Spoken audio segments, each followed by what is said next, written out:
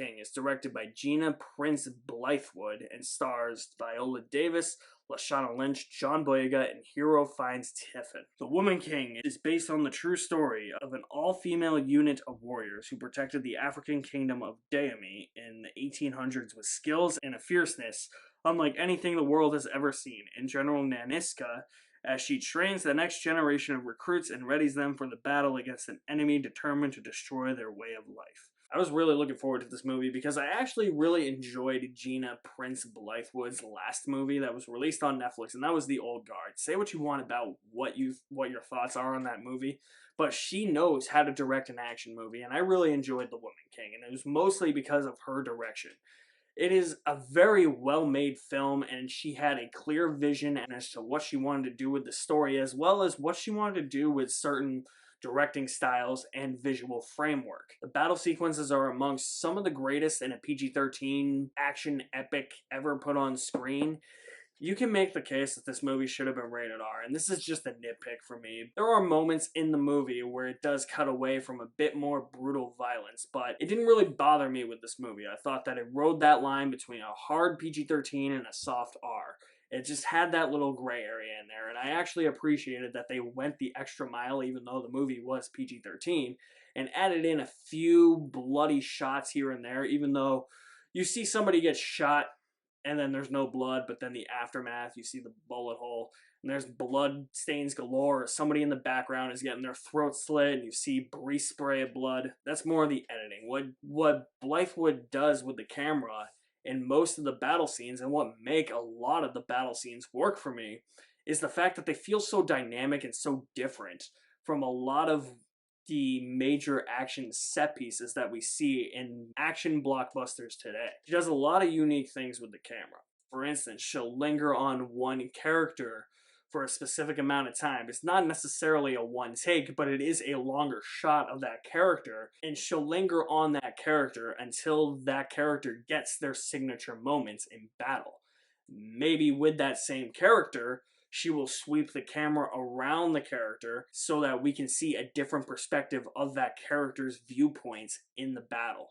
And I thought that that actually made the battle sequences a lot more dynamic and made the battle sequences feel fresh. We don't really see that anymore in movies. This movie has a lot of spectacle, has a lot of great action, has a lot of great fight choreography. I don't envy the stunt coordinators at all for this movie. They probably have some of the toughest jobs in the world, trying to get everybody on page and get everybody in sync for what they have to do in a battle, and try and work with so many different actors to get their steps and their moves down pat so that it looks as realistic as possible. And this is some of the most realistic looking fight scenes I have ever seen. I love the costume design in this movie. It never felt generic. I never lost track of who was who. I was able to tell what factions of people were certain factions and who they belonged to. And in the smaller, more intimate scenes, I felt like it really represented a lot of what that culture was at that time. You learned a lot about how they lived just based on how they dress and based on the costume design of this movie. The acting is all top notch. Viola Davis probably gives the best performance of her career. I think this is her standout performance.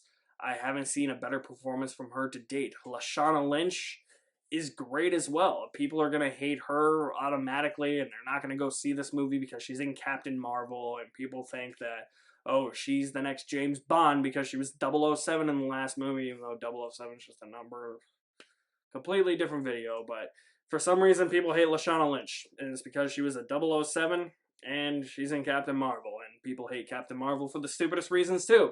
So people are going to see Lashana Lynch in this movie, and they're going to be like, yep, nope, not seeing it. I don't like that lady. But there's going to be other people like me who just look at her as an actor just doing her job and can see that she's actually a really good actress and gives it her all in everything, as she does in this movie. John Boyega I thought was really good as the king of this nation. I wanted to see a little bit more of him, but I think what we get, it's not his best, but it's adequate enough, or it's not his worst. I loved all the spectacle in this movie. It's got some grand spectacles. As I've mentioned before, the battle scenes are great. Even the smaller moments, the training montages, just seeing how they go about their training regimens. It was actually really effective. It does have some issues though with its screenplay, and that's really where I take most of the issue with this movie.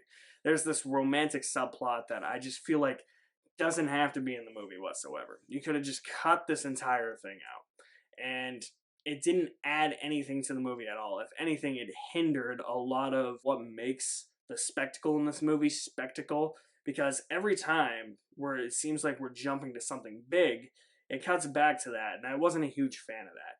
The characters in this movie are also thinly written. I found myself not caring all that much, and I didn't have any emotional connection to any of the characters. There's one character who I think is the standout character, and I don't know the actress's name, unfortunately, because even if I did, I'd probably butcher it. She's by far the standout of the movie, but even then, she doesn't have anything that really stands out to me as a big defining character moment other than these signature moments she might have in battle. That doesn't make the character, you know? I mean, it's cool that we can actually see characters do stuff like that, but I feel like the character development for this movie was those signature moments in battle. I guess I do take issue with Viola Davis getting top billing but feeling more like a supporting character when I feel like she shouldn't have been a supporting character. I felt like she wasn't in the movie all that much. It's more about this other character in Lashana Lynch, and even then Lashana Lynch felt like a supporting character. The main character was the one that got the romantic subplot, and it focused a lot on her. That whole romantic subplot I felt just derailed a lot of this movie. It's not even that the pacing even tanks.